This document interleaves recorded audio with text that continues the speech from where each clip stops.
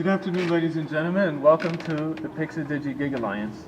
This presentation is a speculation into the motives and actions of secretive coalitions of individuals that collectively make up the global information collusion, otherwise known as the Pixel-Digi Gig Alliance.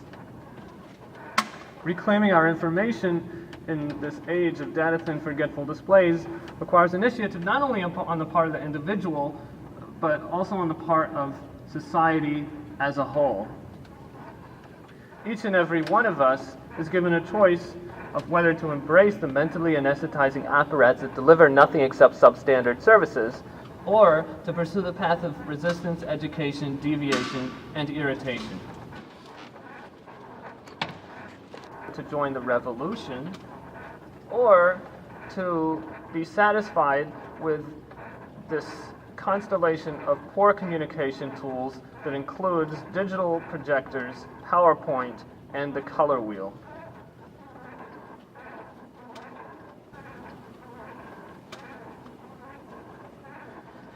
I'm going to start out by examining the difference between the image quality of 35mm slides, cathode ray tube projectors, and overhead projectors on the one hand, and LCD and DLP digital projectors on the other hand. We're going to suggest that the poor image quality of the latter two is due in part to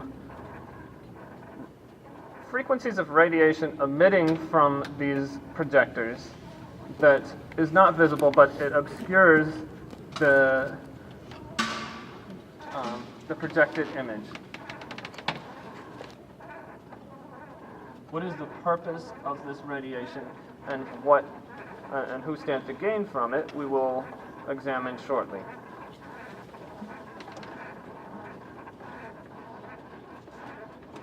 Essentially, you could build a better quality projector in your garage with plywood magnifying lenses and a floodlight. It is sad that corporations and universities pour their money into these $5,000 BenQ projectors that deliver an image obscured by the screen door effect, poor color fidelity, and limited tonal range.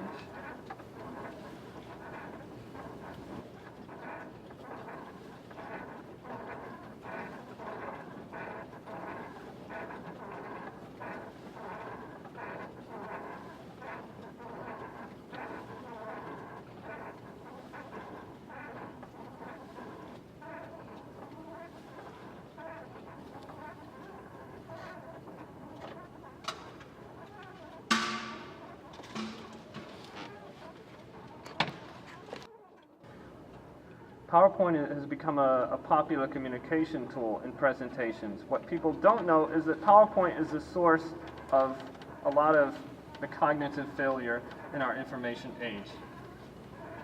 Without getting into too much detail, Edward Tufte's magnum opus, Pitching Out Corrupts Within, pretty much nails it. Wherever we stand on these issues, we have to remember that if we want the young people to listen to us, we have to speak their language. So thus far, the biggest challenge to the ideas I presented to you is the notion that there are good quality digital projectors and that we need to put our faith in the future of digital projection, and that these projectors will become affordable in the years to come. Many people have abandoned the revolution when they watch a presentation with one of these projectors and it raises all kinds of questions for them. But when you think about it, these magic projectors that nobody seems to be able to afford are always these huge devices mounted high up on the ceilings of these gigantic lecture halls and auditoriums, so that nobody can really get up close and examine them. What I realize is that they're exactly the same size, usually, to fit a 35mm slide projector inside of a box, and nobody would really know the difference. So back to the idea of the radiation, to summarize, there are other frequencies of electromagnetic radiation being emitted by digital projectors, which obscures the image quality, creating the screen door effect, poor color fidelity, and limited tonal range that has come to that is degrading the quality of information.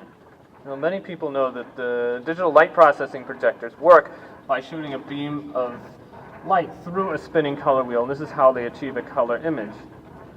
Many people also know that while you watch a projection from one of these projectors, you see bands of color in the side of your vision, and this is known as the rainbow effect. But more accurately, this is the subliminal color wheel effect.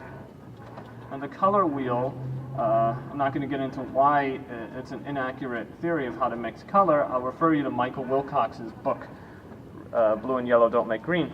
But when people mix color based on the color wheel mythology, they assume their own ineptitude is to blame when the results fail. Consequently, they will not accurately judge the color fidelity of digital projection, thus insulating these devices from appropriate criticism.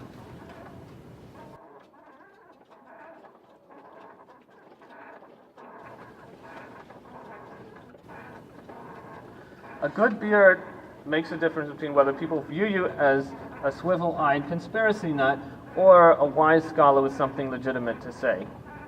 For this reason, it is not outlandish to postulate that the Pixidigi-Gig Alliance is using microwave barbatory effect to deny members of the Supreme Council for Revolution necessary to stop the spread of technocratic corruption of the stature necessary to promote these ideas properly. We have seen documented proof that digital projectors deliver death by PowerPoint manipulation and the subliminal color wheel effect.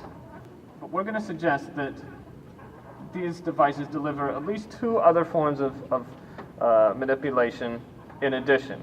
And that is the microwave barbatory effect and the microwave auditory effect, whereby the Pixidigi-Gig Alliance can beam voices into people's heads, making them think they're paranoid schizophrenic, and thus disabling them. So I want to leave you with Ready to Face the Madness. Beautiful in its simplicity, this is the only plan that anybody has proposed to deal with the Pixidigi-Gig crisis.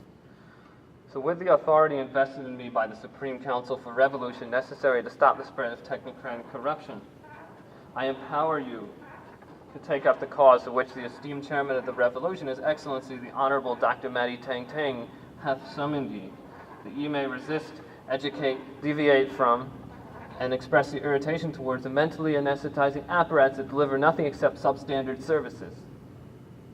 I empower you to bring forth resistance, education, deviation, and irritation in the face of the madness that is this Pixidigi-Gig crisis. In testimony whereof, I present to you the symbols of this great revolution.